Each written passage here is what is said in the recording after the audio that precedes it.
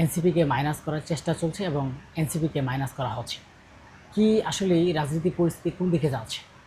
আপনারা জানেন যে ২৪-এর যে গণ অভ্যুত্থানে নেতৃত্ব দিয়েছে এনসিপিরা। বর্তমানে যে তারা একটা দল গঠন করেছে তারাই কিন্তু এই গণ অভ্যুত্থানের তারা নেতৃত্ব দিয়েছেন। আপনারা সবাই জানেন যে এই যে এনসিপির প্রধান নাহিদ ইসলাম, তাদের নিয়েও কিন্তু অনেক বিতর্কতা সৃষ্টি হয়েছে।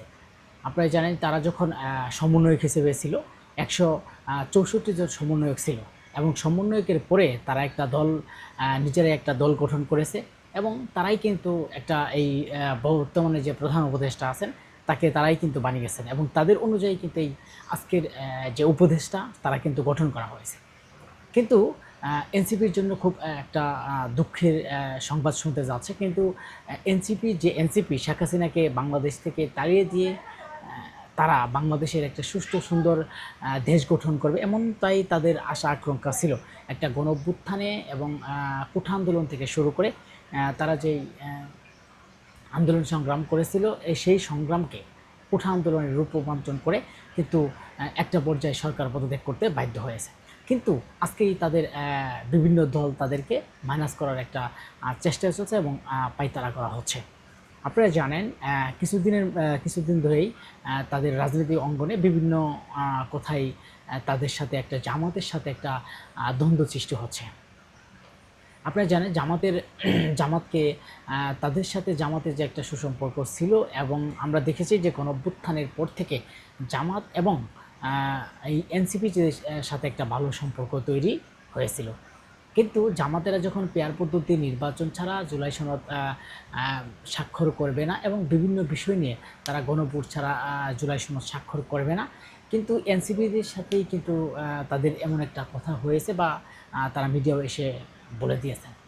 কিন্তু সেই দল কিন্তু এনসিপিদের ছাড়াই কিন্তু তারা সেই জুলাই সনদে স্বাক্ষর করেছে এবং আপনারা জুলাই সনদে জানেন যে সেখানে একটা হট্টগোল সৃষ্টি হয়েছিল। জুলাই যারা আহত হয়েছেন বা যারা আহত হয়েছেন, হাত নাই পা নেই, তারা কিন্তু সেখানে উপস্থিত হওয়ার জন্য সংসদের যে গেট আছে সেই গেট ভেঙে কিন্তু তারা ভিতরে চলে যেতে, কিন্তু এর মধ্যে কিন্তু এনসিপিরা কিন্তু তারা এই জুলাই সনদ স্বাক্ষরে সই করে নাই।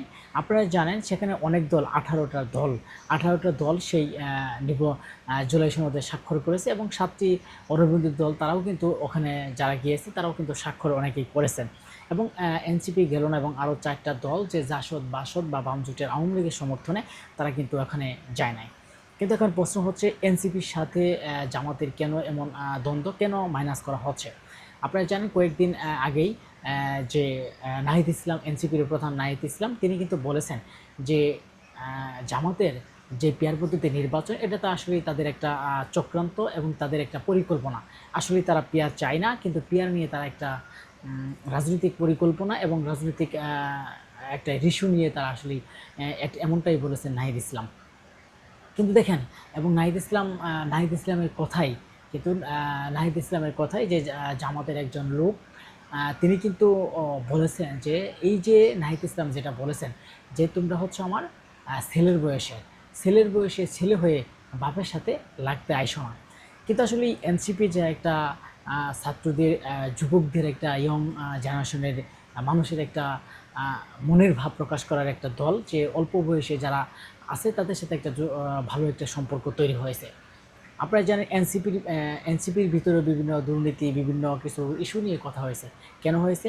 এনসিপির ভিতরেই কিন্তু কয়েকজন আছে তারা এখনও উপদেষ্টা হিসেবে আছেন, কিন্তু তারা উপদেষ্টা থাকার কারণেই কিন্তু আসলে তাদের বিরুদ্ধে বিভিন্ন জায়গায় ঘুষ, দুর্নীতি এবং বিভিন্ন কিছু নিয়ে আসলে আলোচনা হয়েছে। আসলে এনসিপিকে যে মাইনাস করা হচ্ছে এটা আসলেই রাজনৈতিক একটা পরিপন্থী এবং তারা যে তাদেরকে দূরে সরা দেওয়ার জন্য একটা উপচেষ্টা চলছে, সেটা আসলে এনসিপি কখনো হতে দিবে না, কারণ এনসিপি একটা গণজাগরণের দল এমনটাই তারা আশা করেছেন।